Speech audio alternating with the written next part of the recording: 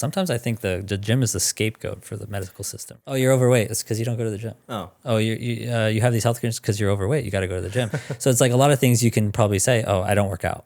So that's why you have health issues. But when did we ever have gyms? Gyms are new, right? Right. Like people were healthy and fit and thin and disease free. So you think there's an underlying issue? Yeah, I always think there's something that no one's talking about. And again, you think it's more mental or more like it's nutritional. I think everything goes back to the food. Okay. Because no one talks about the food.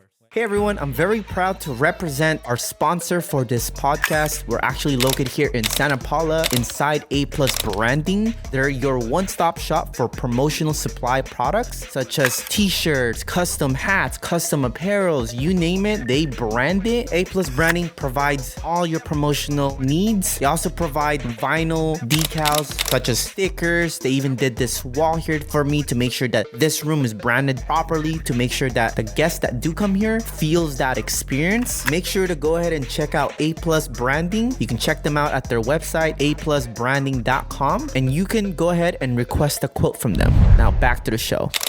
Welcome everybody to another episode here You just get right into it. Voice Podcast. Yes, this is exactly how I do it. So right. I'm very excited, guys. I have one of my BNI referral partners here, Dr. Goodman, joining me on this episode. We're going to dive into some biohacking, some of his practices, what makes him different as a chiropractor. I'm actually very excited to have him on in here as well because I've been fortunate to work with him the past few months. He helped me get into the process, being a part of BNI as well, and just overall integrating into the group. And, you know, the funny thing was right before he got here, he was telling me about this episode in South Park. And so I was just watching it right now. So I thought it was a... Can't say. I won't, I won't confirm or deny. I've seen this episode, but I've heard much about it. It's an interesting episode for sure. So we're going to dive into it about his practices as well and his belief system when it comes down into health overall. Because I think you have I just really love the way your thought process behind health. You know, you talk a lot about how the health system today is different, right? And there's new approach to it that other people are taking because the traditional way is just not working out for a lot of people. So for all of our listeners today, can we get a little background about who you are and what you do?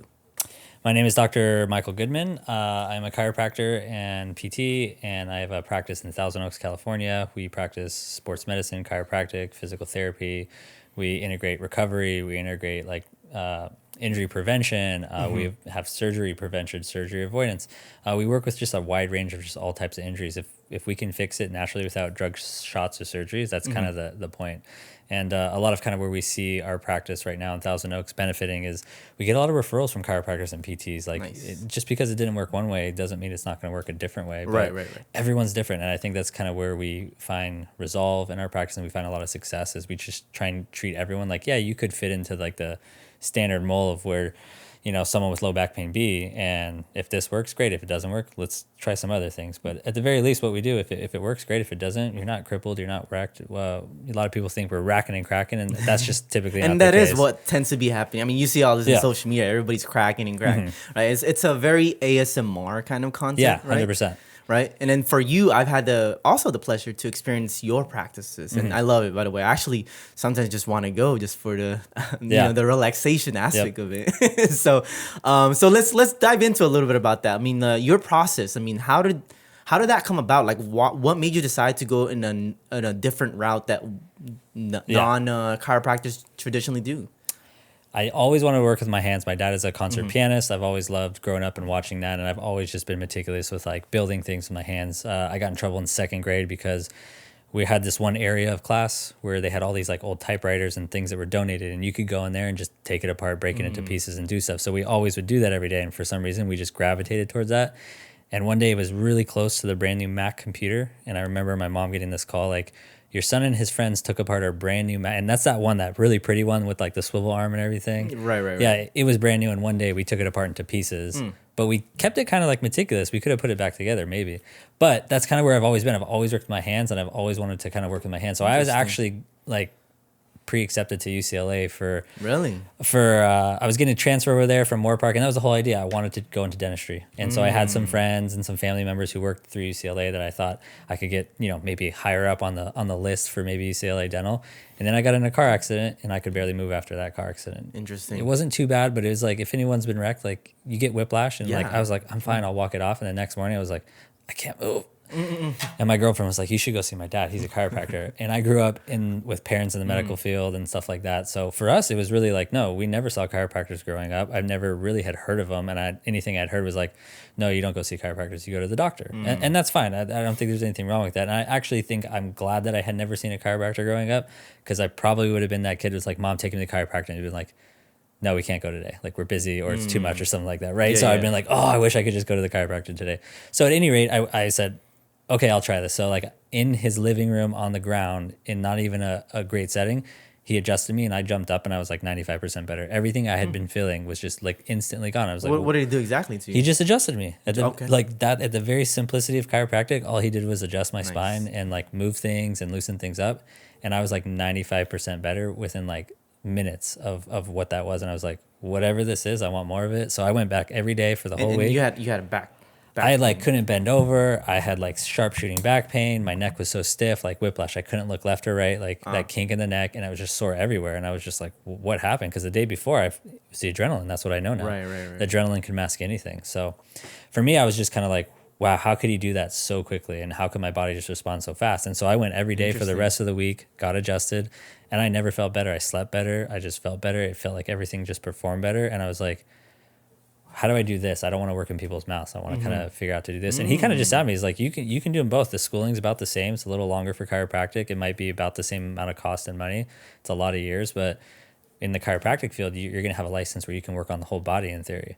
Whereas dental, you're just like deep inside someone's mouth. And there's nothing wrong with that. People got to do that. But I'm so glad my aunt is a dental hygienist. Oh, yeah. In Philippines. I have a lot of patients who are dental hygienists and dentists, because it's a very, like, you have to work from one side of the table. So, seeing, being in practice for like 5-6 years now, I'm very happy that I got into a car accident when I did. And because it's just like, it's weird to say, but it was the best thing for me, because it literally, I'm happy to be it shifted my whole perspective of where I'm going. And totally. So, and that rabbit hole, like, I got done with chiropractic school, and I was like, okay, I'm ready to go work for a sports team. Before you go into getting into the school, how old were you when you decided, okay, let me look into the chiropractic side? I was 23. 23? Okay. 22, 23. Interesting. Still going to college, going to Moore Park College, still transferring out.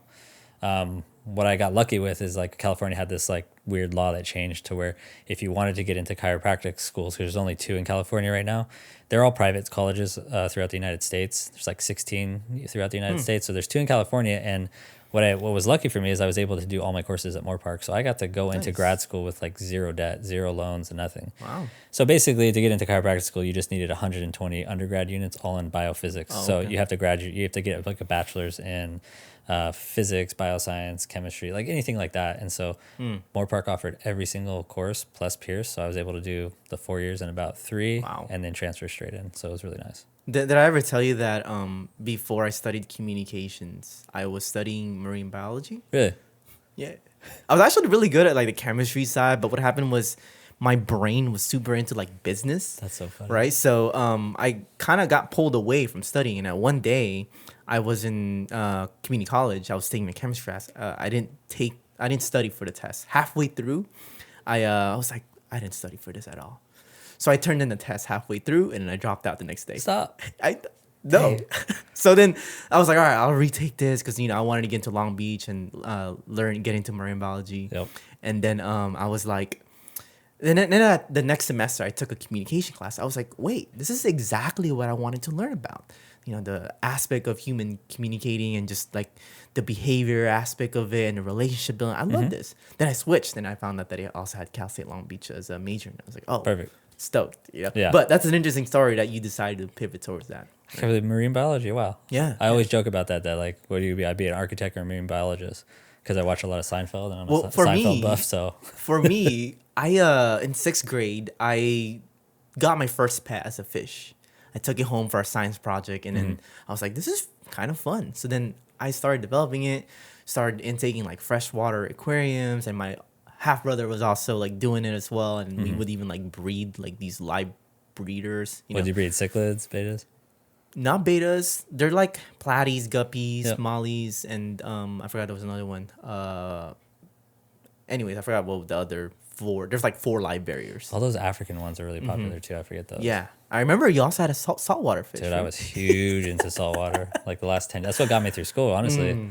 Like being able to come home and just like turn my brain off and curate the saltwater tank. But yeah, me and my friend, we were. He helped me get into the addiction of saltwater reefing, and once you get into it, it's like you have this big thing you got to keep alive. Yeah. And I realized I got really lucky for 10 years. For 10 years, I didn't have a crash when I probably should have many times. But yeah, bred a lot of Indonesian coral, Australian coral, Wow. Saltwater? saltwater. That's incredible. At one point, we had like 180 corals in a 90-gallon tank. Yeah, my half brother from Virginia is still super into it. You know, he brought his whole thing from here all the way to Virginia. Yeah. I've moved with it many crazy. times. This last move, I was like, you know what? There's just too much value in this tank, so I sold it to a collector. And That's a good way to transitioned out. But it was also I was having twins, so it was like there's gonna be priorities. Yeah, and how old are you right now?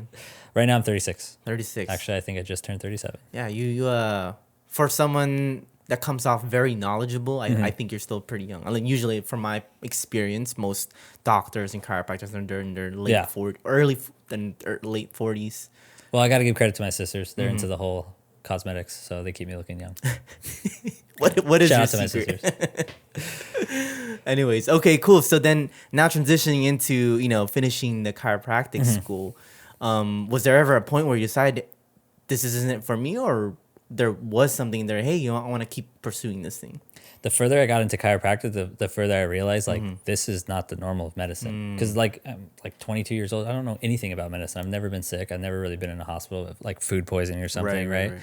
So really, you get out like all colleges, and everyone in college can relate to this. Like if you're going for a college degree, they're going to teach you how to pass the test to get that degree. That's like their job, the school's job, and they're accredited because they have higher passing rates. So chiropractic school, they're going to teach you how to pass your national boards first try so that you're competent and you can pass these boards. And so like when you get out of that, you don't know how to run a business. You don't know how to find patients. You don't know how to talk to patients, how to invite them places. You don't know how to network. You don't know how to build a business. And so even in the chiropractic sense, you know how to adjust, you know how to manipulate a joint, but all the other stuff that we do in our practice was learned through like going to other practices or going to PTs and just through, like extra courses that you take through muscle work and stuff like that. But everything else was like self-development and things up beyond that. And so I had been adjusting. That'd been like the only thing I'd ever had been introduced to chiropractic. And then one day in my clinic rotation, I found out that there was a chiropractor that was adjusting babies on like Tuesdays and Thursdays from 2 to 4 in the clinic. Because you go through residency, and that's,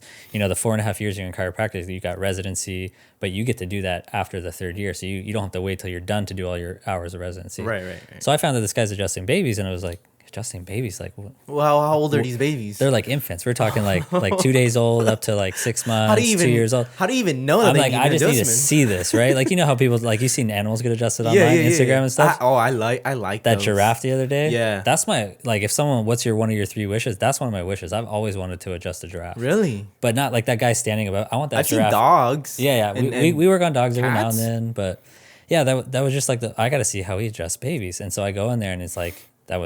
That's not what I thought it was going to be. Like you barely touched the baby and the baby stopped crying. Like what did you do? And this guy was just very intuitive. He was very into the manipulation and he was amazing. And so I created a whole course where we created like an infant, like a pediatric rotation there where we got to watch this. And so that's what really turned me on. There's so many other ways to quote unquote chiropractic. So then I just started like learning more things about everything. And so I just feel like I'm very multidisciplinary. I started visiting a lot of other chiropractors after work because I used to drive from pretty much here all the way to Whittier for school every day. Where did you start your practice? First practice, Newbury Park. Worked out of the back of another chiropractor for a couple of years and then just needed space. And so that's in 2020, we opened up our own shop.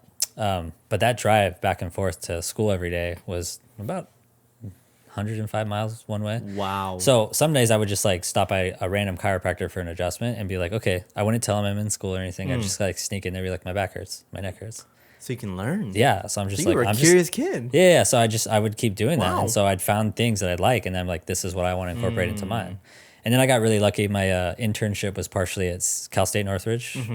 And then I got to work in like a sports, quote unquote, sports chiropractics. Okay. So is that when you decided you want to incorporate more of the physical therapy Yeah, side? because what I realized is like everything you do for an athlete who's worth $1 million, like you can do on anyone, and Wow. that's Yeah, you're the right. fundamentals that kind of really That is keep things crazy. going. Because you can see that with almost all medicine today, like there's so much accountability on the doctor, as there should be, right? He's the Yeah, doctor, he went to school, they're 100%. supposed to tell people, but it's like you go to the doctor, he gives you the pill, it doesn't work. You're like, man, this doctor sucks. Yeah. Surgery doesn't go right, this surgeon sucks. Oh, no. The chiropractor adjusted me, it still hurts. He's not good. PT, he stretched me, it still hurts. That doesn't work. Yep. But it's like, where is there ever accountability back on the patient? So that goes both ways. You can't expect someone to be accountable if they're not educated. So that's so much what we strive to do in our practice: help people understand their pain, where their pain's coming from, so they can start being accountable for their own health. Yeah, I love that. And that's where the power comes from. Yeah, Because yeah. if you understand it, you're like, Absolutely. I can fix this. I mean, it's like, for me, when I'm working with clients, it's like, yeah, I can do all this stuff, but if you're not doing your side of the business Yep. as well, then it's like, yeah, of course your business is not going to grow. You know what I'm saying? Totally. Funny backstory. When I got interested into like a different, or I don't even know what to call it, but I knew there was something different, untraditional or unorthodox to what we were talking about. Like you go to the doctor, get Yeah. checked up, dentist, et cetera, like these traditional practices, right? I was working at a gym, and I earned free sessions because I had the most sales. Nice. Personal training sessions. So I got like 8 free sessions, and this guy who was his name was Kevin, and he was a master trainer, and he did not practice personal training the regular way, which is the typical 3 sets of this, 4 sets of Right. that, right? But instead, I told him, hey, I also have like this pain, like I don't know if I can do that. So then when he started introducing me, because I told him, yeah, I wanna gain more like weight, I wanna be a little bit more bulkier, but I also have like this lower back pain. So then he started introducing me to like functional workouts, and I was like, oh, you can move your body a little bit different like this. So over time I did more training like that, and then that really introduced me to a more like, I guess, a different style of like training, but more like focused on like my sustainability. And I was like, well, if I want to be in business, I want to do things that promote my life longer, Yeah. not like destroy it. Exactly. Or, Exactly. so that's interesting that you shared that. Like for me, that was my backstory. Very cool. Yeah. So then now, with your practice and your learning in sports therapy, right? Like, how did you incorporate that with your practice today? It's honestly, it's evolved every year. Like every year I'm like, after like we opened up in the middle of 2020, like had signed a lease on this space, and it was the biggest thing I've ever signed a lease on. And I'm like, I think I can pay the rent on this. I have enough patients and clients that are coming every week. Let's do this. But it had 3 or 4 more rooms that I didn't know what I was going to do with. I was like, maybe I can rent this one out and rent this one out. And so like signed the lease January 2nd, had twins 5 days later, number 2 and 3. And then 3 months later, COVID started. Right. And it was like, oh, it's going to be 2 weeks to slow the spread. And so I'm still at my old practice, just kind of like transitioning through. We're putting all the money and all the time into the build out of this Yeah, it new looks space. nice, by the way. And so, like I had this opportunity, like it was like April of 2020, where the landlord comes up. He's like, this is a huge build. Like this is like, I didn't realize how much it costs to build out. Like when you're in school and they're like, hey, you want to build out your office? Draw it up. I still probably have that piece of paper. It was an assignment, like draw up your perfect office. It had a saltwater fish tank. It was probably like, it's going to be like 3,500 square feet or 5,000 square feet, rooms. To really price that out today, it's like $3 million to build out. It's going to be, like the reality of what this was. And so he's like, do you really want to open this up? He actually was like really kind. He's like, dude, we can just cut the lease now. This is a 10-year lease. This is a lot of money. And I'm like, you know what? I really think, I thought about it first. I was like, this is a huge matzo ball that we're kind of going in here. Yeah. Because it's been 2 weeks and no one's slowing anything, right? Things are starting to shut down. Right, and I right, was right. like, I know that I'm on the essential list as a doctor of chiropractic. I'm on the essential good, list of that's good, Homeland yeah. Security. So even if they try to come out California and try to shut me down and not let me work, the United States government says I'm allowed to. I'm essential. You're So classified as essential. with that and just, a pandemic of any sorts, fear, whatever, health, real scares, like movement is the key to life. Like Newton's law, right? An object in motion stays Yeah, in motion. yeah, The dude's never absolutely. been to space. How did he ever know frictionless? So I really think he was talking about humans. He was talking like, if you look at the circle of life and how everything functions, the things that move the most and the most steady live the longest and survive the best. Like, and so like, that's kind of where like everything kind of just like formed into that. So Right. I was just like, people are going to need chiropractors. People are going to need health practitioners. And I know like really demographically, look at just Ventura County. If Right. everyone in Ventura County, say half of Ventura County just needed to go see a doctor this week, everyone made a phone call, it would probably be close to a year before everyone could get in. Yeah. Because every doctor would be full 6 months in advance. There's not enough. And we're doctors of all sorts. Even if you added all the psychologists, all the MDs, all the surgeons, there's still not enough doctors to help people with anything. Absolutely. So I said, you know what? I think we're just double down on this. So put a little bit more money in, made the things a little bit cleaner, made the, rooms a little bit more spaced out because we knew that people aren't going to want to be in one giant room. So we made more rooms. And so really it kind of blossomed into that where I was like, we're going all in. And I think that's half of it. I think, what we do is great. And so every year we've gotten busier. Every year we've kind of evolved the practice a little bit as we've gone to be able to accommodate we've seen different things. And, like the more we know a thing or two because we've seen a thing or two. And that's kind of where we've kind of built the practice and it's evolved. We've got a lot of new things in the practice now. We're getting new things in the future that are just very new to the United States, technology from Germany that can promote stem cells, things like that. So Right on. I'm always about learning new biohacks, learning new things that are just going to benefit people and evolving. Everything is growth. If you think like you know it all, then you're going to end up one day being the dinosaur, right? Yeah, and then it's like, oh, where's all the new stuff? I do like how you mentioned that there's always things that's different.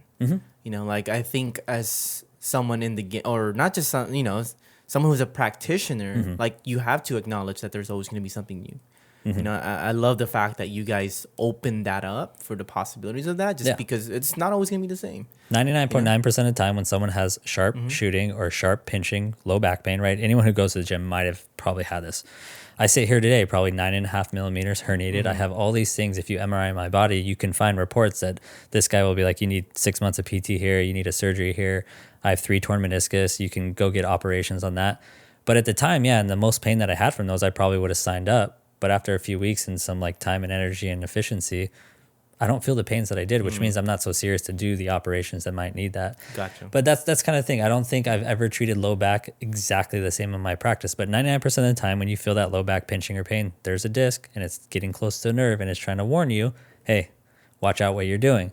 Yes. And so that could respond this way, could respond that way. Some people, they need to get adjusted. Some people, they need to get massaged. Some people, like it's all different. At the end of the day, everything needs stability, but easier said than done to get stability in a spine. But yeah, we try and everyone, we're going to start with what we see clinically, what we see work clinically often, right? If this has worked for 99 people, hopefully you're number 100, right? But if it doesn't, we don't keep trying to hammer the nail in when it's stuck, right? So we're going to move on to other things that kind of work with the body, but everybody's so different. And I think that's it's the hard part, right? I always I don't like modern medicine, but modern medicine creates like this one size fits all, right? Yeah. It's like there's only one size, there's only one shot, there's only one volume, and we're all different people. Yeah. So I don't like that, but the older I get, the reality is like, how can you really make something customized for 300 million people? You can't. Yeah, you're right. I mean, so you got to try and make the best thing for everyone, but that kind of shoots yourself in the foot. I think as business owners, I mean, I don't know about you, but like from my experience, most business owners, my experience, they want things to be repetitive so that they can measure it, but like for a field like this, you have to be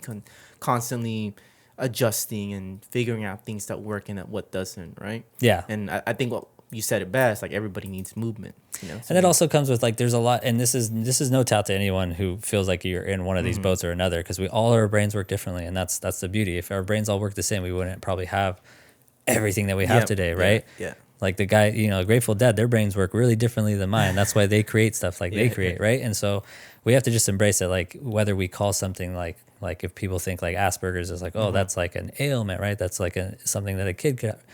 That could just be their brains working faster than yours, and just their hands can't keep up. So, to each, like everything is unique, and I think we can embrace all that uniqueness in today, right? Let people love who they want to love, and do what they need to do, as long as we're all being kind and respectful. And so that's what's so cool with like what I've seen in practice is that everyone can respond differently. Everyone, what might not work for some could work for other. But at the very least, what we do in our practice is like, if it works, great. If it doesn't, what's the side effects of a massage? What's the side effects of some movement or some exercise or some, IV treatment or something that's going to just benefit the body? Movement is the remedy. Movement is the cure to almost everything. And with your practice, you also incorporate other, what would you say, practices or services I guess involved? kind of. We made a video of Yeah, bunch of right. them Like, because recently. that's people always like they're like, so do you do the adjusting? Do you do you do the massage? And I'm like, it's kind of like a chiropractic PT blend. Yeah. A lot of chiropractors they'll do the adjustments and they send you across the street to go do the stretching, and then they send you across the street to get the massage, and then you kind of go in this circle, and it kind of like it's kind of like modern medicine again, right? Like you go to the doctor and he's like, oh, this is a joint, so you got to go to the ortho. 3 weeks later, you get in with the ortho, and the ortho goes, oh, yeah, this is you need an MRI now on your shoulder. So then 3 weeks later, you go to that image center, like that South Park episode, right? And then you get the image, and then 3 weeks later, you got to send that image to the insurance to cover the price. And then it's like 3 months before everyone's talking to each other and you figure anything out. And so we just try and I consider kind of our practice GoodSpine kind of it's a little boutique. It's a little like we try and treat everyone 1-on-1 or 2-on-1 privately in rooms. It's awesome. People book in 30 minutes, 60 minutes. Some people just book out the whole room for the whole entire day, stuff like that. But it's just trying to give people the attention they need. And I think that's just the hard part in medicine today. And it's no disservice to modern medicine. There's too many people and not enough doctors and nurses.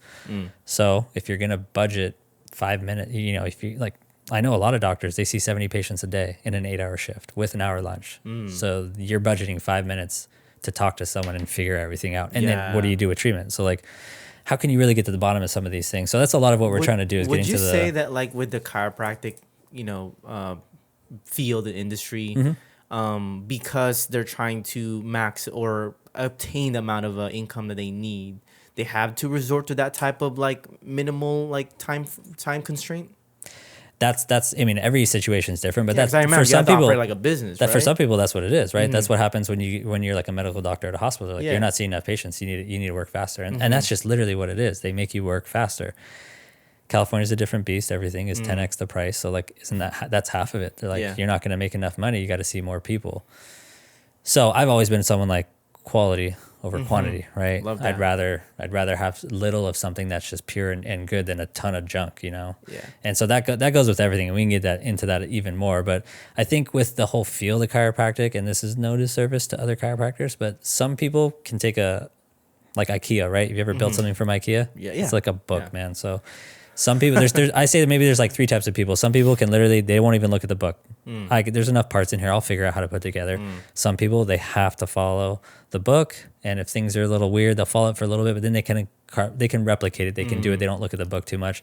And then there's some people, if they don't have the book, that thing's not getting put together. If they lose a page, it's getting stuck there. And so like some people can only follow A, B, C, D, put it together. They can't really, I don't like to say think outside the box, but like, that mechanical, right? Like some people can mechanically engineer and some people can't. So that's where like I feel like some chiropractors are really good, like amazing at I can get in there, I can manipulate, right? I can move something to create more motion.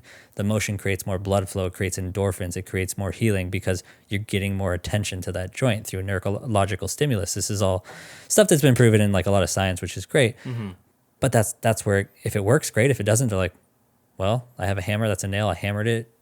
I don't know what else to do, right? Right. So that's where I feel like we're able to kind of incorporate all these types of modalities and things to where the combination of everything kind of creates the most amount of movement that allows the body to kind of get back to the state of homeostasis that it's looking for. That's awesome. Wow. That was a lot of information that I just like circulate through. Not in a good way. Yeah, in a for good sure. way. Because like when I'm listening to you, I'm like, I'm slowly taking this in, taking mental notes. And I for me, it makes sense, but like it takes a little bit of time for me to process it in a methodological way. Right. Kinda. This is why I want to what'd you dissect in high school? The most things that I think the only thing that I just dissected was probably a frog. Why is it like the last thing that we learn about in school is our bodies, right? Like, Yeah. like we don't need to dissecting a human. That's not up for everyone. Okay. I had to do it for like 3.5 years. So Dead ones, right? yeah, you're working on cadavers, but it's like literally, so your tests, most of your anatomy tests, like you walk in with gloves on and it's stinky formaldehyde room and there's just a bunch of cadavers all open and there's a string going to a organ or nerve or something. And you're just like, it's like, so you know what the nerve is. So you're like, oh, I know that nerve. But then the question I is, actually don't remember a lot of this stuff. so you're just I taking probably tests. could have if I didn't. Like taking a test over a dead body. That's what that's like. That's and not everyone's going to do that. But man, just high school should really just be, here's how your body works. This is what it is. But I'll take my tinfoil hat off for a second. Yeah. But like literally like school, what are the main things they don't teach you in high school? Which we all would love. Finance. How to manage how to finance. Yeah. How to take care of your health. Mental. like everything, right? Yeah. And so you get out of high school and you're like, I don't know how to do any of that. So what Yeah. do you rely on? You rely on a bank to tell you how to use and save and spend your money. You rely on a doctor to tell you on what to take and how to lose weight, right? And so I don't know. We've been listening to a lot of people and we haven't been seeing. What are your thoughts on like this? I don't know if how because you're so busy. I don't know how you're even able to see it, but from my experience as someone who is in the social media world and just constantly consuming content to study and also like just observe, I have seen an increase in people advocating for different practices of health. I think as time progresses and as internet has progressed, people are communicating more about like the different practices. Obviously, some of them are a little, they're doing it in a very unorthodox way or of course, overly exaggerated. Yeah. Well, what are your thoughts on that?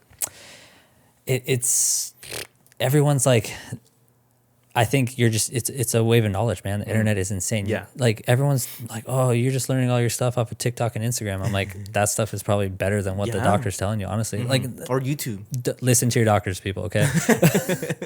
But don't tout someone wrong who's read a bunch of stuff on it, who's listened to a bunch of stuff on Instagram. And hopefully what people should be doing is don't take everything at face value. Yes. We're a society of face value. You have to do your tests as well. I mean, every information can be taken out of context, and totally. I think we have to. It comes back to what you're saying earlier.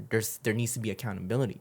You can't just retain information just because some doctor or some person of expert in the internet said it, or even your parents. You know? Because I think that's what we were conditioned to do. Yep. Right. We were kind of conditioned to believe everything that we were said because we weren't credible about it or educated about it. When yes, we may not be as educated, but we can do a research. 100%. Right. Like and a lot of the stuff people tell me, oh, let me try it. Let me, you give me practices. Let me try how this works. Let me try what this person says. Yeah. It's tough though in this day and age. When I started the practice, I literally you can ask my wife. I was like, I gotta find patients. Well, I was actually when I graduated, my goal was I was gonna go into the sports clinic practice that I had been interning at. I was gonna be like, maybe like transition into working there, and maybe he might retire. Nothing was happening there, right? I was learning a lot, working hard every day, but not making anything. So I realized I just need to start with my friends and family. Start with one dude, turn into 2 people, 3 friends, 4 families, get a family, and that's 5 people, and then just start blossoming like that. So that's kind of what I did, and it started with 1 and then 2, and we grew like that. You mentioned how you prefer quality over quantity, and how do you work with a lot of injuries, right? So how do you incorporate practice or those values aspect for your services? Yeah, so like quality over quantity, it goes with all aspects of life. And the more I've gotten into chiropractic, yes, chiropractic for the manipulation sense or for the intake sense and like, helping people diagnose their issues. Right. Quality over quantity. Do I want to adjust like 120 people a day, or do I want to work on like 18 people and give them each like half hour to an hour and try and figure out the root cause, not just symptomatic treatment? Yeah. But it's different because the older I get, I realize like, that's what I want everyone to do. I want everyone to, like start going to the gym every day, start eating a little bit healthier, start, watching what's on the back of your food, start drinking more water, start getting more rest. Like I'd love everyone to do that because if they could feel what I felt, then they'll be like, dude, this is how the body functions. I think most people are 50% functioning of what they think they could do. Like people are running on 3 cylinders. They don't even know there's a 4th in their car that's just not firing, right? Activate that. Yeah, seriously. So, and if you don't know, you don't know. And that's one of those things. And so I never knew how good the body could feel. I got that adjustment on the floor. I was like, wow, this is cool. So I think that's half of it is quality over quantity. And it's not to tout that, just getting adjusted is not just good for you. Because I know a lot of good chiropractors and that's all they do. For them and their practice and their patient, that's great. And this kind of goes into like, there's a lot more people. Let me jump over that because that's where I was. There's a lot more people kind of like questioning the medicine or, like the health and all that. And I think a lot of it is because we have generations now that are growing up on these. So they're growing up with that access to information. And I don't think there's anything wrong, right? Like, so that's where I was going. So I'm back on track. Here we go. All right, let's do it. So, right, like everyone's getting on the phone. You're like, oh, you're looking at Instagram. You're just learning your stuff from there. But you should take that and go double reference that on Google and stuff, right? Like, but what's Google? You can go, is caffeine going to make me go blind? Yes, it says everything that it's linked to that. But you can also Google, is caffeine going to cure my blindness? And you'll find a bunch of articles on that. So at the end of the day, clinical research, just try it. At the very least, what we do in our practice and with a lot of other practitioners who are in the similar boat, what's the side effects? I think we're in this generation or society. I mean, even for like millennials like me, we're in this TLDR kind of too long, don't read. Okay. Okay. Right. So like when we look at stuff like that, we want to implement it. We want fast results. Yeah, Amazon, right? Yeah. So I think for us, I mean, as I've grown, I've realized the importance of like taking it slower and creating those foundations, not just for my health, but overall everything around my life, I think that's where, if we're going to get into the grand design of things, like in the 90s, we got some cool technology like mini disc and stuff, and then digital, and then the internet. And I think everyone expected it to go from like internet, flying cars, spaceships, and now we're like the Jetsons, right? But I think there was a certain point where medicine kind of failed it, where it's like people aren't going to be healthy enough to kind of do those things, and we see it. We're in the baby boomer stage, right? 1 in 4 people are over 65 in the United States. 1 in 4 people are on Medicare, so 1 in 4 people are like grandma, grandpa, right? In a sense, and so that. We're seeing that. We're seeing our parents, we're seeing our grandparents maybe not have the best quality of life. Like how many people are like, I don't want to live till 90. Well, that sucks. Yeah. That's a sucky way to live, to say that you don't want to live till 90 because Honestly. someone, and I have so many people I know who are older, and as they're long like, as I want. yeah, they're like, you don't want to live till this age. It's terrible. And I'm like, well, What? if I'm driving around that car, it's going to be terrible to drive around. So isn't that crazy though, how a lot of people, or there's a lot of people who don't realize that the quality of life can be so much more improved just by working on the little things. Yeah. But it's the consistency in that. And we're superficial. We're on the surface. We want everything in 2 days results. Yeah. And so I think that's where they expected medicine to keep up. And so everyone could keep advancing. But we have you and me, and we're seeing our parents and our grandparents that like, quality of life isn't that good, and they've listened to everything the doctor, literally more than we have, and so they've taken the pills, they've eaten the foods, they've gone to the gym and exercised, but yet their health is worse than ever. Like just the other day I was thinking like, really? Sometimes I think the gym is the scapegoat for the medical system, right? For the doctor, right? I mean, yeah. Oh, you're overweight. It's because you don't go to the gym. Oh, you have these health conditions because you're overweight. You got to go to the gym. So it's like a lot of things you can probably say, oh, I don't work out, so that's why you have health issues. But when did we ever have gyms? Gyms are new, right? Right. Like people were healthy and fit and thin and disease-free. So you think there's an underlying issue? Yeah, I always think there's something that no one's talking about. And again, you think it's more mental or more like... It's nutritional. I think everything goes back to the food. Okay. Because no one talks about the food, right? 4 years of this pandemic, no one said anything about food. Yeah. So it's always the food. Can we dive into that? Yeah, we can. Okay. And that's the quality over quantity, right? And so I think this whole quality over quantity, people... Instagram, right? You want to hook, you want to catch them, right? Everything right now, right? Throw the water on someone, or like have the bull hit someone and then someone like rolls off, right? This is that Instagram catch. You want to catch someone on the surface. So everything in the world is superficial, right? Absolutely. No one cares if it's real Gucci or fake Gucci, but you'll know it's fake Gucci because it's going to fall apart in like 3 weeks. Okay. So everyone would rather have like 50 cheap things than just one good quality thing. And I think that's the superficiality of the world. We all look at the surface. Social media, and we want that instead of like what actually goes behind that. Yeah, we all, there's a lot. What's that quote? Didn't you say that the other day? That like you can't spell a million or a billion without a bunch of L's, right? Did I say that? I don't know. I heard it somewhere, probably Instagram. I repost a bunch of shit. So always quality quantity. I would rather eat a few pieces of good, clean food than $1 billion of McDonald's, right? And that's just like life and everything. And so you see it at the gym too. What do people go to the gym and do? They're going to go and they're going to work on everything they get to look at in the mirror. So everyone goes to the gym and they're going to front load. They're going to do more chest because you get to look at that chest. They're going to do abs. They're going to do their squats, but they're squatting with their legs, and their quads, they're not squatting with their butt, right? So superficially, we're going to get bigger and we're like, oh, look. And that's the epitome of today, right? You could probably go down the street and you're going to see a bunch of thin, beautiful women, probably all on Ozempic, no. But the epitome of health today isn't really there. If you see someone overweight, you're like, oh, they're unhealthy. I can't tell you how many skinny, anorexic people I see that are super unhealthy. It's probably worse than being overweight. They're protein deficient, collagen deficient, right? And so they're just frail. We just came across somebody here who had to leave this, working at their job because she was nutrition deficient. Yeah. So and so I mean that's what Ozempic is. And trying to be vegan. Yeah.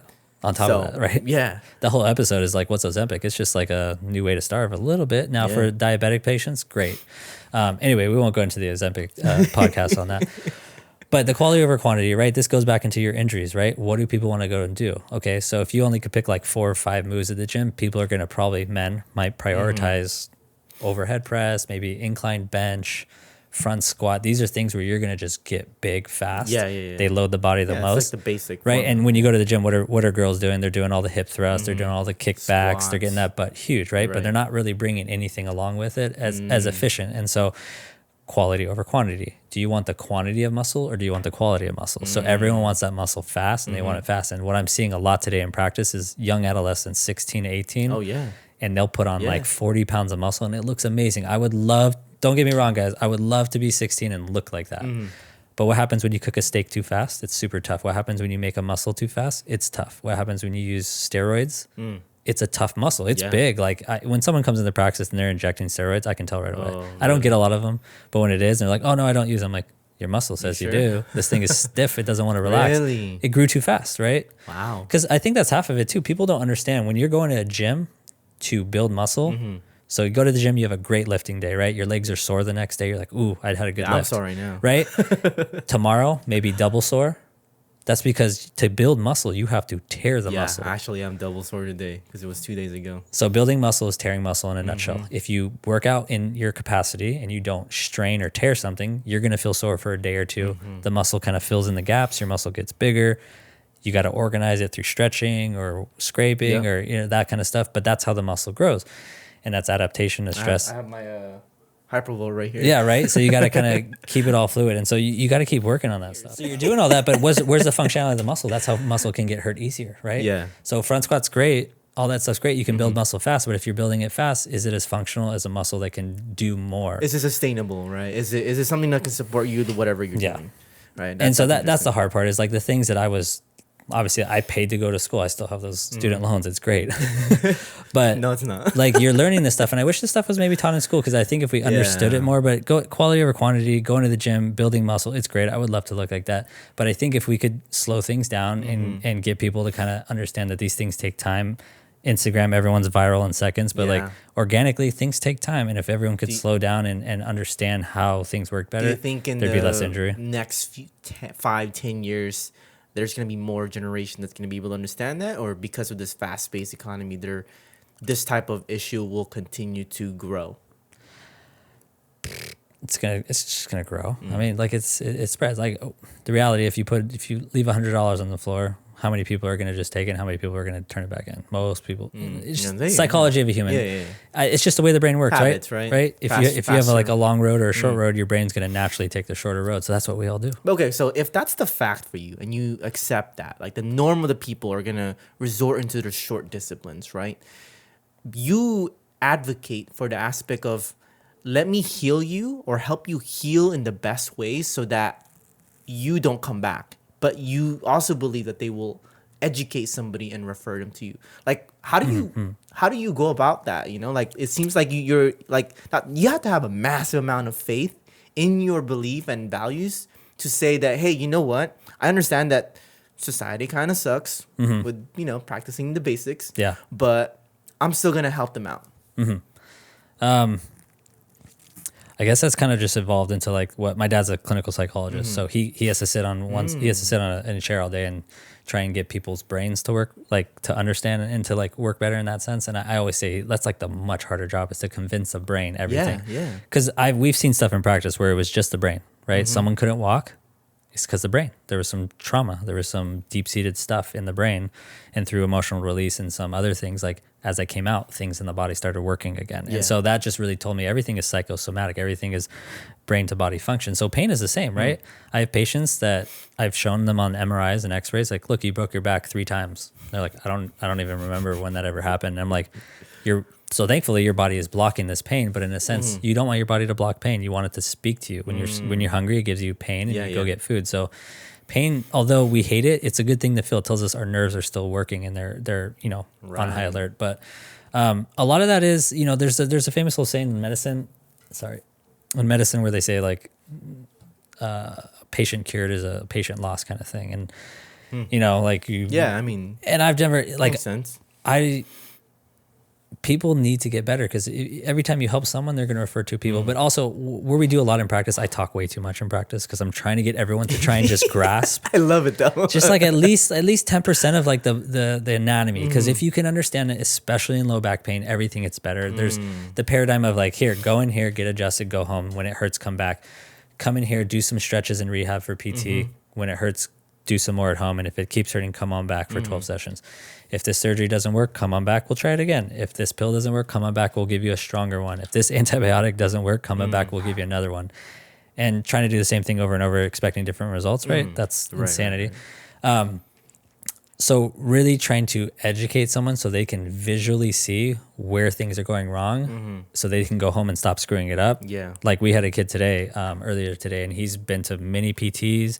He's already been through some minor surgeries on his back, and he's like 22 years old. And today was the first time he's ever had like a little bit of relief because someone told him you cannot slouch your back like that. Yeah. So It helps out so much too. I feel like the dental industry, dentistry has it down pat. People understand how that all works, right? You're not a dentist and you understand a lot of how a cavity works and how you have to brush your teeth twice a day minimum. You have to floss them. So no one questions it like, hey, I'm going to go to the dentist. He's going to clean my mouth. I'm going to go home and eat Twinkies and soda for 3 weeks and not brush. Go back and he's going to say, your teeth are worse. And you're going to be like, what? No, you're going to know exactly why because you screwed it all up. So I think that's just the one thing missing from a lot of medicine today is you go in, you do something, but what do I do for the other 23 and a half hours of the day? Accountability, right? Yeah, like if you don't know how you're screwing your back up sitting all day, then you're going to come in here, work, you're going to go home and screw it all up. Right. So much of the education is so that people can be more accountable. They can learn how, hey, at 10 o'clock at night, I'm closed. What can I do? Would you also say that belief or pursuit towards that practice to advocate for educating is because you feel like that the health system is not as, helping us the way it should? Yeah, I don't facetiously think the health system isn't helping us the way we should. It's just look at the pandemic, right? Why'd we get locked down? Not enough doctors, not enough rooms, not enough that.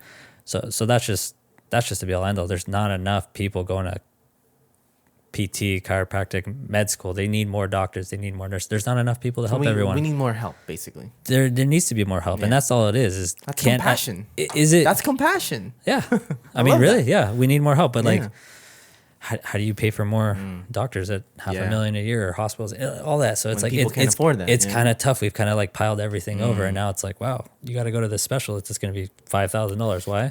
Yeah. Do you ever feel this like load of pressure where you can look at my phone right now? I got like 10 text messages to my wife where I was like, man, the demand is high, and I love it. I feel blessed. remember you mentioned a few customers or patients where you wish you can do more for them, but they're kind of in different situations. Right? Yeah, and that's where the understanding comes from, because people, if they don't understand how their body works and just reality, like some doctors either say, oh, there's nothing you can do about this. You're just kind of like, you got to take Lizzo 5 days a week for the rest of your life. Lizzo, right? no. Listen to Lizzo. So either some doctors say you can't do anything, or and so if you can understand the realities of like as good as it can get, like if you can understand the pain and just the realities of what's in there, and you can understand, then you start to learn how you have to manage it. People think that your body is any different than your teeth. Your body is way more complicated than your teeth. If you're brushing your teeth twice a day, what are you doing for your body twice a day?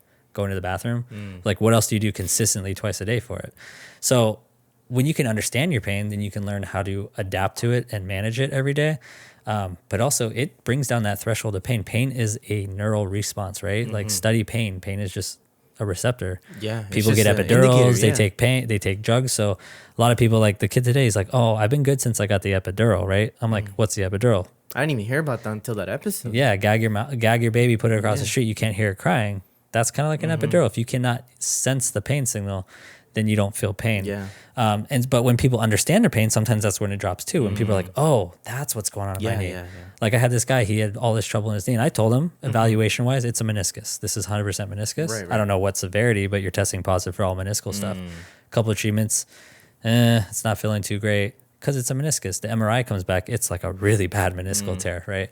But ever since he could see it, even though we kind of told him, and some people are visual learners, right? They have to see it. So some patients, we can work through it without imaging. And some patients, I'm like, we're going to get this imaging so you can see what I can see. And when he saw it, it was actually like, okay, I thought it was like cancer. I thought it was this. And I'm like, no, it's not good. It's a bad meniscal tear, but no, it's not life threatening. And so 50% of his pain dropped within like a day, just because he's like, okay, there's less anxiety around it. So when people can understand their pain, it literally drops the nervous system. And that truly is what I've fallen in love with chiropractic. The philosophy of chiropractic. I went to a very anatomical school in Southern California where it's very research, medical, anatomical. Many chiropractic schools have a little more, we'll say, philosophy, the innate and the nervous system. And that's really where chiropractic really, if you want to know what chiropractic is, it's the way you can tap into the nervous system.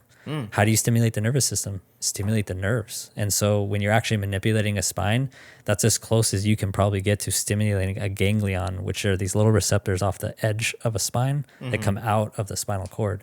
And so when you can stimulate those, you can trip the nervous system into different things. You can turn it into a parasympathetic response, which is like rest, digest, relax. I can adjust someone and put them right into sympathetic, right? So that's kind of what you're trying to access. You're just trying to get the body back into a state where it'll start to heal on its own. I think bodies are either growing or shrinking, right? We're either growing a muscle through adaptation and strength training, or that muscle is being deteriorated and atrophied for glycogen, for energy, or through atrophy. So the body's no different. Everything's the same. Wow. I can't even say, or I would be lying to say that I can keep up with the vocabulary. I don't even know I can't keep up with what I just said, because this is my first podcast and I still feel like I'm just rambling. So no, actually I love it, because this is exactly how you are when you're, treating, or when I was filming some of your patients as well. So I think it's cool to have this recorded. Also like to showcase like what else that you do and how you know your stuff. And that's why I love going to you. And then I could see that with the group that we're in with the BNI, that why they advocate for you. It's because of that personality. It's because of that hunger or compassion or the philosophy that you stand for. So thank you. That I do want to share, what's really interesting is I always tell people, some people will mistake me for like a personal trainer or something, just because I look fit. I just take care of myself, right? But sometimes, I find it amusing when people go through certain pains, like back pains or stuff like that, or shoulder pains, and I'm kind of dissecting them the way I'm learning from people like you, and like I think about this. Oh, it's so basic. Oh, but that's because I had someone kind of tell me about this thing. I think it's more amazing to know that like people like you guys educate us on this thing, to get people a little bit more educated, that there's more things out there instead of just prescribing some sort of like ibuprofen or whatever. Like no, like we have to go to the core. Like what are you doing on a daily basis? Back to that question, like there's a lot of people who are getting into chiropractic because they're seeing all these crack videos, and some chiros are like, oh, that's just crack videos. Anything in the direction of health is a good thing. Okay. It'll funnel down to better and better health. And so I think that's kind of where you're going. Like you're into these modes because we're programmed. I'm programmed with this thing too. Right. And so we see a lot and so we learn a lot. And so, and I think that's probably why, there is some pushback, because medicine's been a little gatekeep. Let's be honest. Like, we're not going to tell you why. We're just going to give you a pill.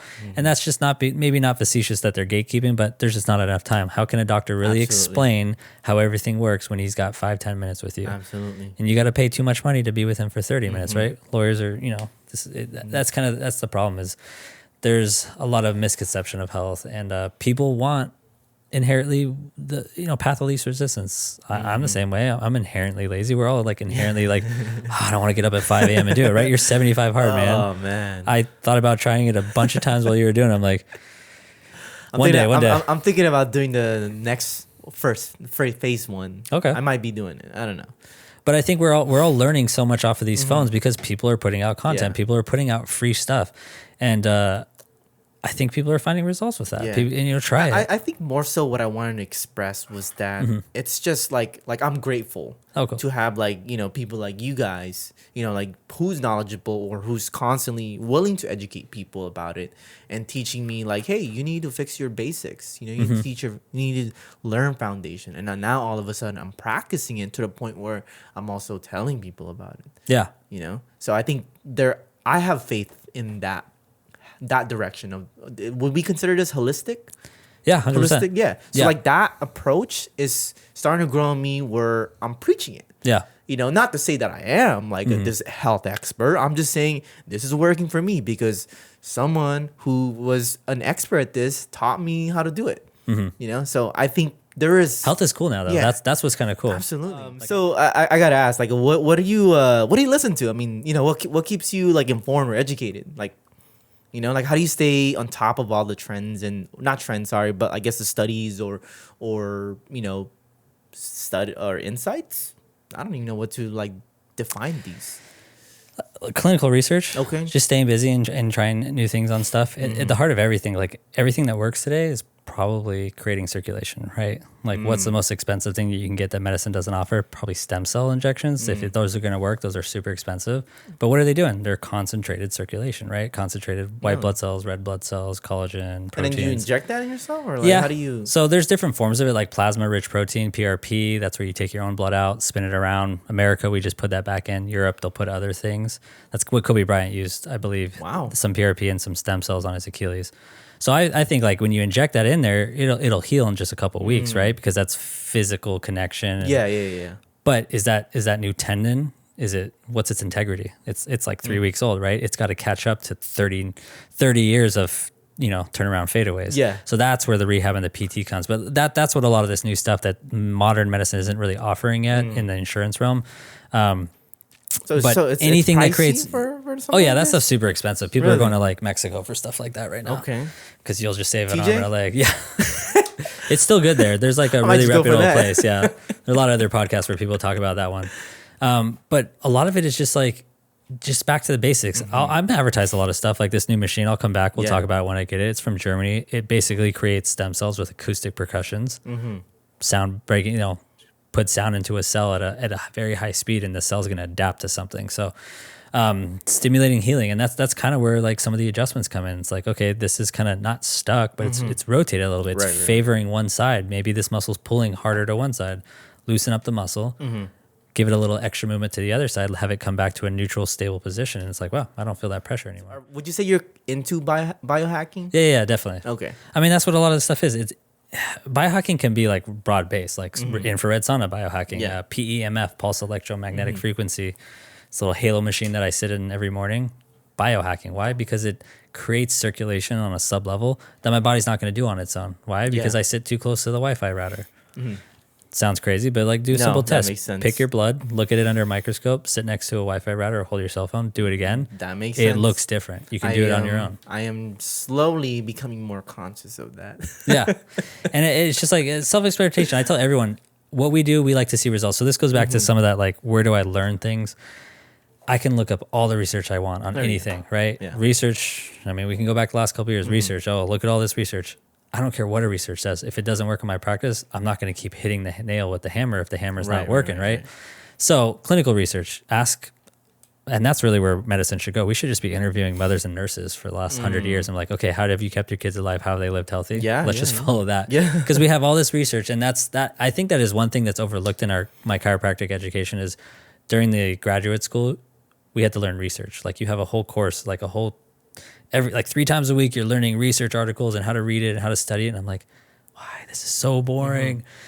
And at the end of it, I realized we're learning this so you can realize how to dig apart research, how to realize that 90% of research is probably flawed and it's biased, right? Who paid for it? So that's the first thing I say. Like, you can show me a research article. If someone with a bias and paid for it, it's done. It's because they're trying to prove evidence towards 100%. Whatever their direction is, right? Integrity. Yeah. So like, show me a research article. Great. That's a good foundation. But people think the research touts the clinical experience. I don't think it ever should and ever will, because clinical experience is like, that's all you had before research. All you had was what your grandmother taught will learn from her grandmother. And this is what worked on our kids. Like there's some great videos from like the 20s. That's interesting. Where they interviewed people like, hey, what do you do for the flu? And so these were coming out during the pandemic. And it was just funny because everyone kind of had the same responses. It was like, drink a little whiskey and take some rest and sleep it off tequila. and rub some duck butter. Yeah. Not that, was it duck fat and mustard? It's like an old wives' little remedy or something. I'm not trying that, but this is kind of where, like, if it works, like we need to pass that down more. And so that's where a lot is like, we'll try some in practice. We need to figure out what's been working. Yeah, I have colleagues. We talk on regular basis, like, okay, what's worked, but it's always like, it's a little wild west out there. And I think that's just because modern medicine's been keeping us healthy and keeping us alive for 50 years now. All these new advances, imaging.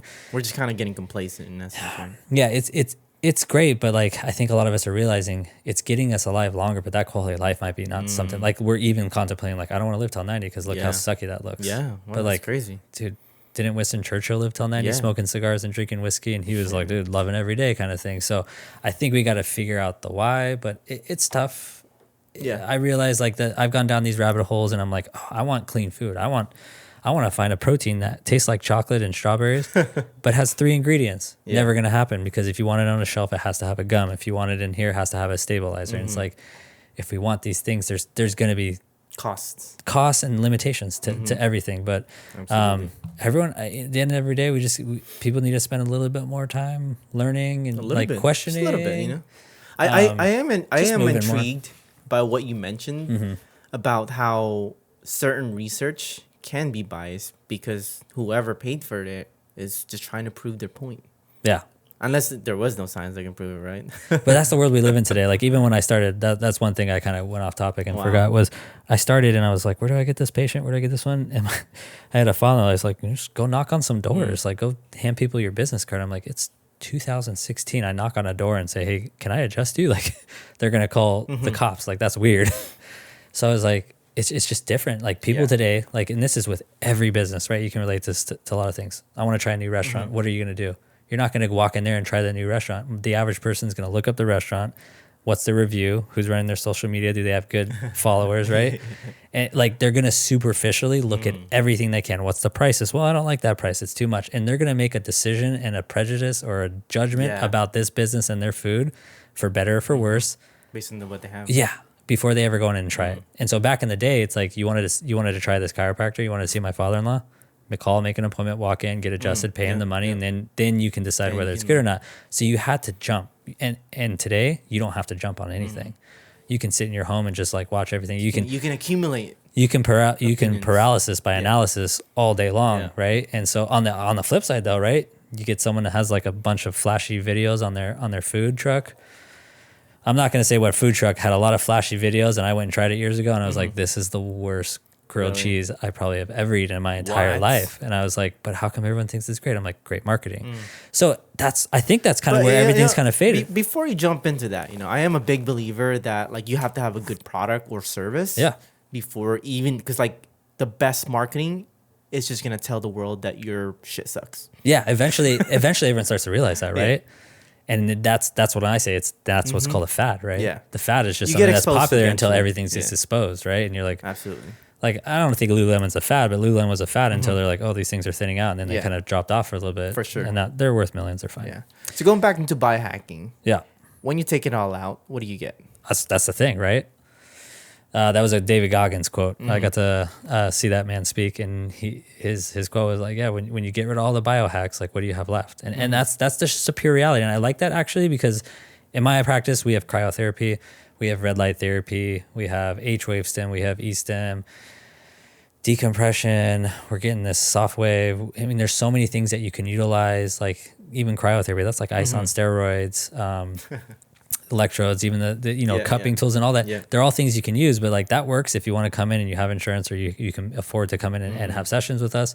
But what about the person who can't do anything? So if you get rid of all the biohacks, I think that's something we always need to talk about, because there's such a big push for biohacks. And then what do you get? What do you get for people who can't afford the biohacks or don't have access to biohacks? At the very least, all these biohacks are doing, and that's what I'd love everyone to understand. It's like two things. Biohacks are great, but they're not necessary. You should still be able to feel good about life without biohacks. I always say this. I probably say this every day.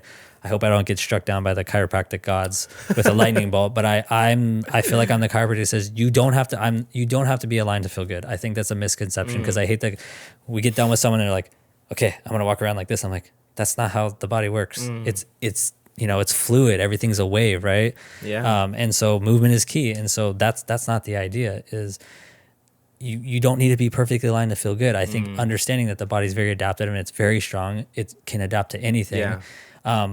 If it's talking to you, if it's giving you pain, it's because it wants you to listen. And a lot of times we just don't listen. We pop the Tylenol, we pop the Advil. We don't want to stretch. We just kind of ignore it and go to bed. That's so crazy. Yeah. But when you're hungry, your stomach hurts. You don't ignore that. You're like, and you also don't think you have cancer, you're dying. You're like, I just need to get off my ass and go eat some food. Yeah. So when your back hurts, you're like, I don't need to do anything, right?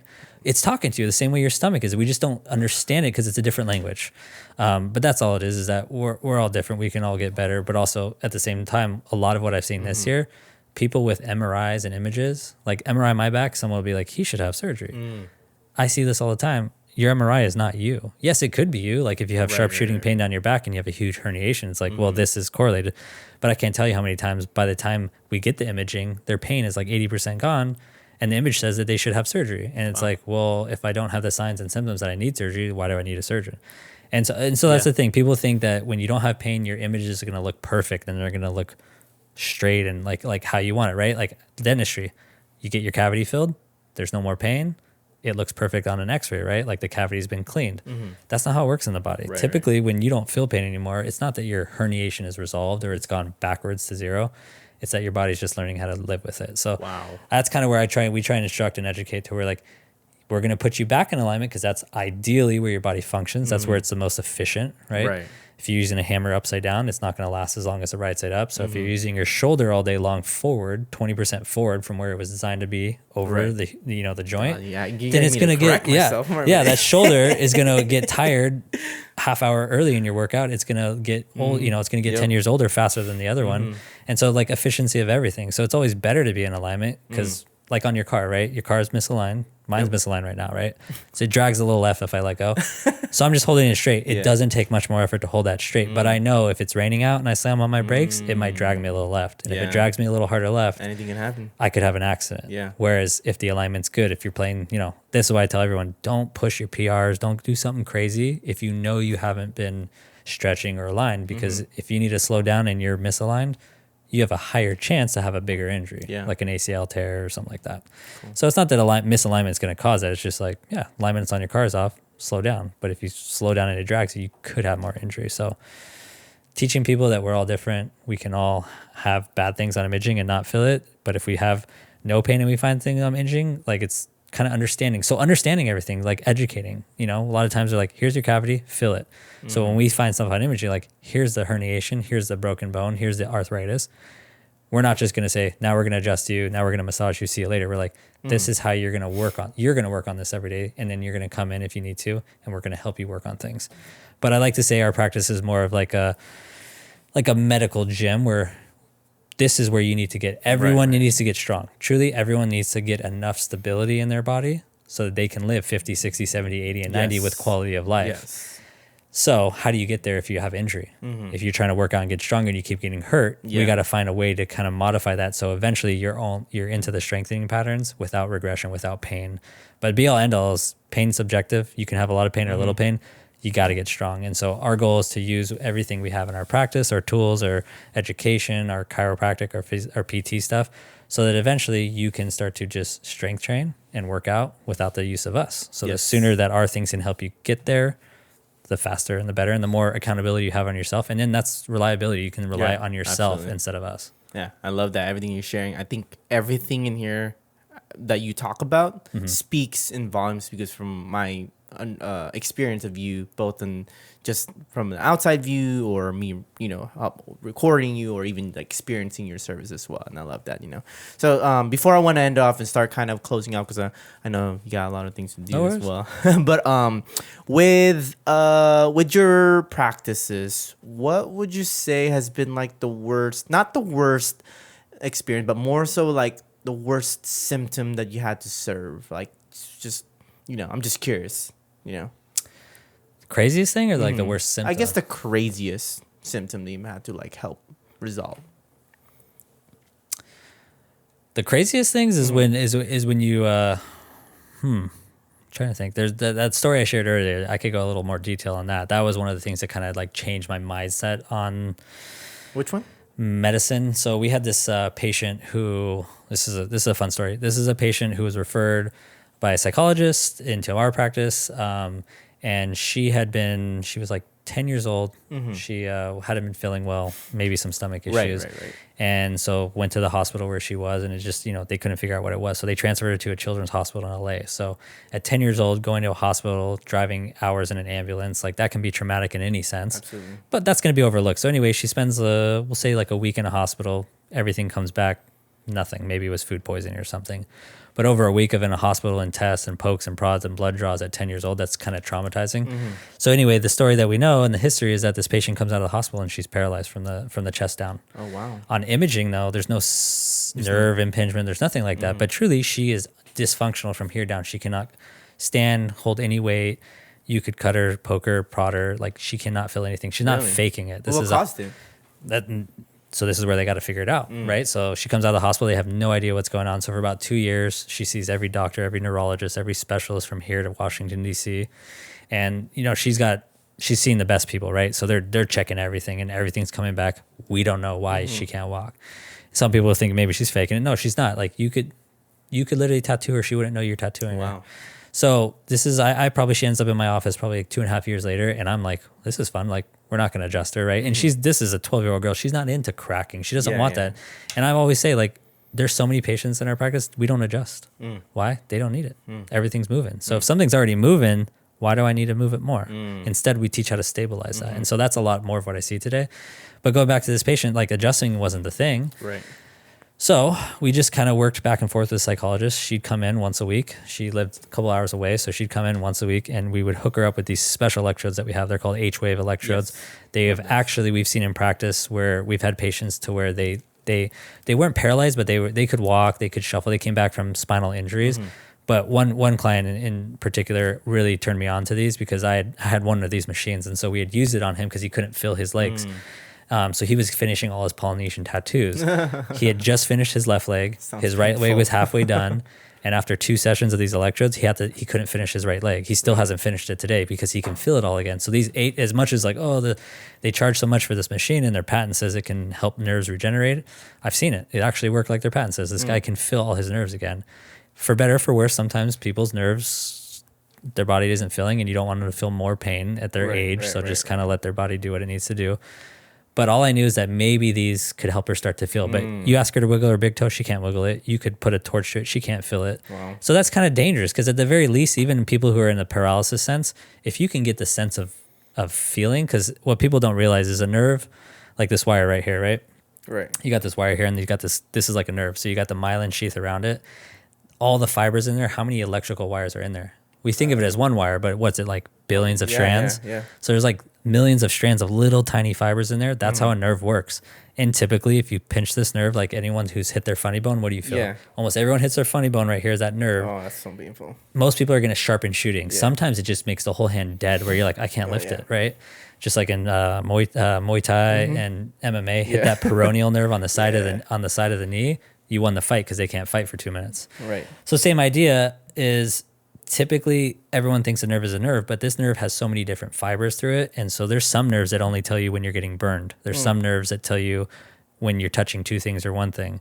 And so all these little nerves work slightly different. So at the very least, we're like, you know what? Walking, we're not going to promise anyone anything, but we're just going to try some things at the very least. Right. Let's see how things go. The only thing I could relate this to is Guillain-Barré. There's like a side effect of certain things that people take or people inject, and it has a side effect called Guillain-Barré, which is like nerve paralysis, and you see this often in like adolescent teens and teenagers where they get this and they become kind of paralysis from like the waist down, Guillain-Barré.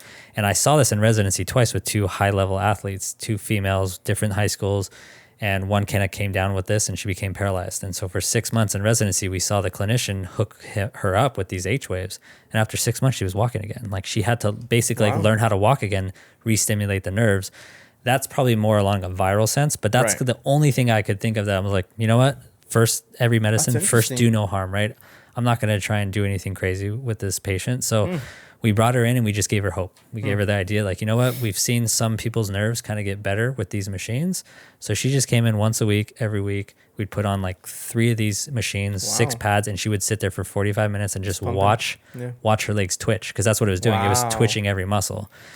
So after about like 3 months, with obviously there was a lot of psychology and hypnosis and some like trauma, trying to find it or trying to pull it out. And we didn't think there was any. But anyway, after about 3 months, she's wiggling her big toe. And the more we kind of worked on this and the more we kind of worked on the psychology, after about 6 months, she was walking. Wow. She still couldn't feel anything, which is still not good, right? But somehow she was learning how to walk again. But that's progress. A year later, she was fully walking. Once there was more childhood emotion and trauma that was released and things like that, the nerves started working completely.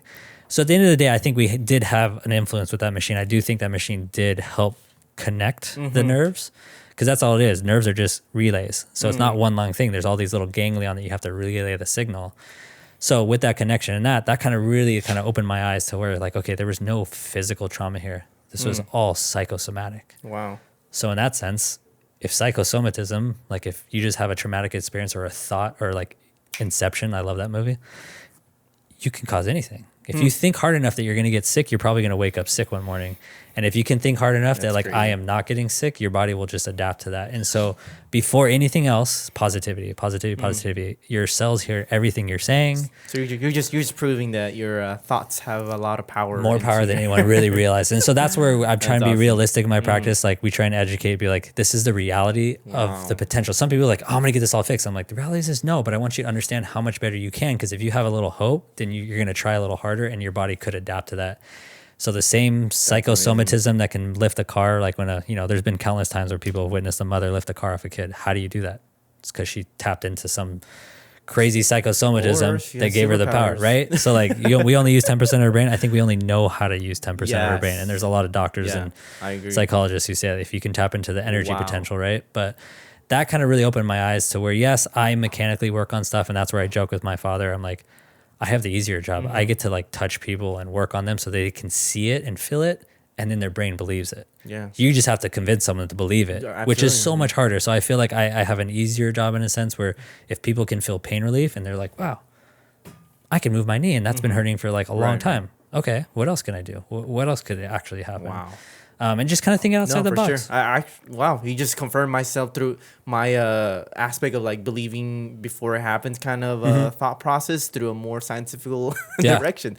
Okay, cool. We could have a whole podcast on that. Actually, you know what, Dr. Goodman? And water. You mentioned to me a while back that you would probably perform better on podcasts than just like regular recording, and you're right. Okay, good. I think I had a couple hiccups, but I think absolutely. I think the way you operate, the way you think with your thoughts on the scientific aspect, and then proving it with like science and just backing it up with your experience, I think you would have a voice or a knack to be able to represent it. Because I'm over here like mental noting and tapping things, and I'm no longer even trying to interview anymore. Yeah, I'm just letting you. We're just talking. That's what I love about this. It's organic, and that's what I like. I love that. And that's it. With all medicine, no tout to any medicine. Everyone should just find something that provokes them to move more. Yeah, more movement you can get, and that's all I do is we try and teach proper movement, try and teach consistent movement, so that's the consistency of life. Do something like brush your teeth every day. Don't brush your teeth once a week, kind of thing. And so we got to move correctly. And that's a key. Movement is the remedy. It creates the circulation, it allows our bodies to breathe. And we can get into a whole other subject that movement is the trash man, right? Your lymphatics is how your body feels the best. Yeah, and people crazy. don't even know what their lymphatics is, right? We've talked about this a little bit, but like people have heard of their circulatory system, but like, have you ever heard of the garbage man? And you're saying no, and you're like, well, then probably your garbage man's coming once a month. And if it's coming once a month, your house is stinky. I remember you mentioned that. Yeah. Oh, that's interesting. So movement is really the way our body functions. And so the less you move, the less your body functions optimally. So movement is key, guys. Well, I appreciate your time. And I know you had a lot of things going on, and you're super busy. So I'm super stoked to have you in here and appreciative that you took the time to be on the podcast to share your story. I'm excited to continuously working with you and seeing how your business unfolds, especially with the amount of knowledge that you have. Totally. For any... I gotta thank you, dude, because you're the reason why this is evolving. And in not even like in any like Instagram sense, it's like people get good when things get a little easier. And I got 4 kids, I got a beautiful wife, and we're trying to grow and everything. And it's like you can get when things are going good, it can be very easy to just kind of like ride the wake, and you're not pushing any bigger waves. And since meeting you, I've realized that like if I wait to do it when I want to do it, I'll never do it because everything's fine. We're staying busy. It's booked. So like, why do I need to do a podcast if I'm booked right now and the week is full, right? Like why? Because if I don't, I'm never gonna be ready for that next step. You gotta live in bigger shoes to fill them. You know what I mean? That. And so, these plants are not real, but if you gotta outgrow the room. And so I feel like you've really, since meeting you, you've really pushed me into expanding more, into growing more, and even working on the next level. I love that. So I do see you have a lot of a potential for a bigger brand version of yourself. Cool. Wherever that takes you. And besides you calling out my plans, for anybody tuning in, if they do want to inquire more about you and your practices, where can they find you? We are on Instagram, and we are online, goodspine.la. You can always reach us through there, inquiry through there, text, email, message. Reach out. Cool. And then before we end off, if there's any last words you want to vocalize for anybody tuning in, what would that be? Change the way you move. Baby steps. You can't eat an elephant in one burger. You got to split up into a bunch of little ones. And so that's kind of start somewhere. Yeah, there we go. Small, even with injury or just growth or whatever it is. I love that. Cool. Well, I appreciate your time once again, Dr. Goodman. I'm very grateful to have you in my circle to, access your knowledge, but also like the things that you know as well, with business and other fun stuff, So for anybody tuning in, we thank you for tuning in. We'll see you guys on the next episode. Thanks, Charles.